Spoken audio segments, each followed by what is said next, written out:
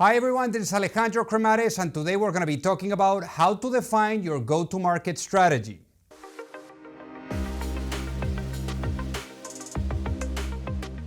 So before we get started, make sure that you hit that subscribe button, and this way you will never miss out on any of the videos that we roll out every week. So when you're building a business, besides the team, besides really defining the business model, understanding how you're going to go out to market and really make it happen is everything. So in today's video, we're going to be breaking it down for you and giving you the step-by-step guide in order to really make it happen. So in terms of go-to-market strategy, what it means is the channels that you're going to be using to get to the market for the first time. I mean, it's essentially the marketing plan, but more importantly, the marketing plan that you're planning to use in order to get there and to really get in front of your customers so that you generate that excitement to get them involved.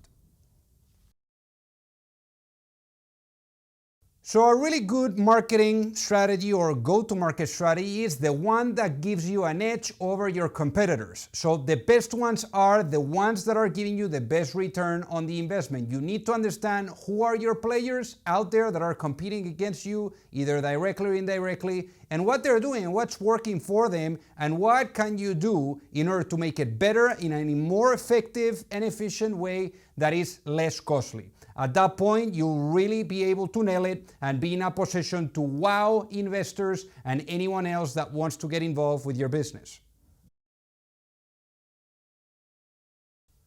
So a successful go-to-market strategy is one that allows you to get in front of your customers. You need to understand where those live, how you can target them, what are the channels that you're going to be using them to target them. Obviously, if it's men, maybe you want to go to magazines that have to do with men, or to hubs online, or to groups online where those are actually engaging. If it's for women, maybe you can use channels like Pinterest, where you can get in front of them, in front of the stuff that they kind of use and they like to use.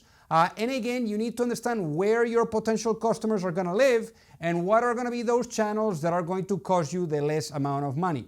And that is ultimately what is going to define a really successful go-to-market strategy. For the go-to-market strategy, there is different channels that you can use, clearly. Now, some of them are going to be working best, and some of them are not going to work so best for you. Now, the top channels that typically you may want to look into are the following: blogs, website design, search engine optimization, SEO, social media, search engine marketing, email marketing, analytics and reporting, and paid advertising. Also, a successful go-to-market strategy is going to prove product market fit. And product market fit is essentially when people will be extremely disappointed where they could no longer use your product or service. That's how you know if you have product market fit, if you actually survey your own customers, and if over at least 60 or 65% don't say that they will be extremely disappointed, then that means that you need to go back to the drawing board. But ultimately, you want to go to marketing channels and to hubs where you can get in front of those customers that are going to be the most engaged with your product and your service. In a successful go-to-market strategy, you are going to find that the unit economics work. So that means that if you put $1 in, you take $2 out or $3 out, or whatever that is, but you need to know that whatever money that you're putting in is coming out with money on top of that. Otherwise, it makes absolutely no sense. So you want, again, to make sure that whatever you're putting in is going to give you a nice return on such investment. So what are the most important items in a successful go-to-market strategy? Ultimately, it's affordable, right? So it's a channel that it's easy for you, that it fits with the budget that you have. Also is as well relatable, so your potential customers can relate with it. And that's ultimately what is going to define the success of the strategy and how you're executing. So again, you need to make sure that whatever you're doing It matches with your budget and with the channels and how you're thinking about spending money to get more money and to get those customers in the door in a way that they're fully retained. So before knowing which channel you're going to use, where you're going to be marketing, you need to define your customer. I mean, where do they live? What's the geographic location? What's their gender? What's the age? What kind of studies do they have? Whether it's just high school, grad school, college. All of those metrics and those points, those data points, are going to allow you to understand where those could live and how you can have a more of a targeted campaign in order to get in front of those people and close them. Then you want to define your brand positioning. Is it going to be a luxury type of brand? Is it going to be more towards discounts? What kind of look and feel do you want to give to it? Once you understand your customer, you need to create something, a packaging, a positioning that is going to resonate with them, because that's going to increase your chances of closing them and onboarding them as customers.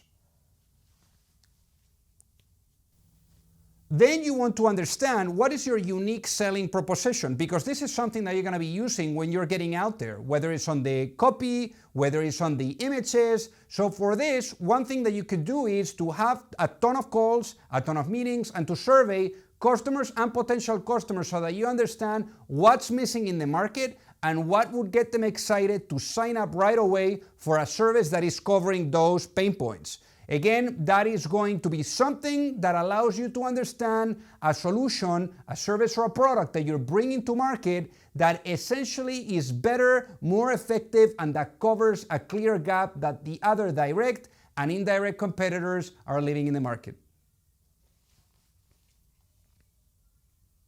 Then you want to create your marketing budget. And the marketing budget is going to be part of the exercise of really putting together your financial model. In your financial model, you're going to come up with your valuation, the projections, the amount to raise, all of that good stuff. But in that financial model, you're going to come up as well with the marketing budget. That marketing budget is what you are intending to allocate on your initiative, in your venture, every month or perhaps every year, but you need to perhaps have that set in stone and have it also in a way that you are clearly aligned with your other team members. Then it's all about putting your go-to-market strategy into action. And some of the things that you can do to really kick it in the high gear are the following. Create a countdown timeline to ensure everything is ready for launch. Decide who you need to hire or dedicate to this plan. Identify what materials you need to create to execute on this strategy. Take action and start crossing things off your to-do list. So hopefully this gave you a really good idea on how to get out there with a bang and really define that marketing strategy that is going to get those customers to come on board and to also be retained and super thrilled about what you're doing. So if you like this video, again, shoot a like. Also, subscribe to the channel so that you don't miss out on all the videos that we're rolling out every week. And then also leave a comment and let me know what kind of channels or strategies you're actually implementing that are working out. And if you're raising money, send me an email at alejandro@pantheraadvisors.com. I would love to help you out with your capital raising efforts. Thank you so much for watching.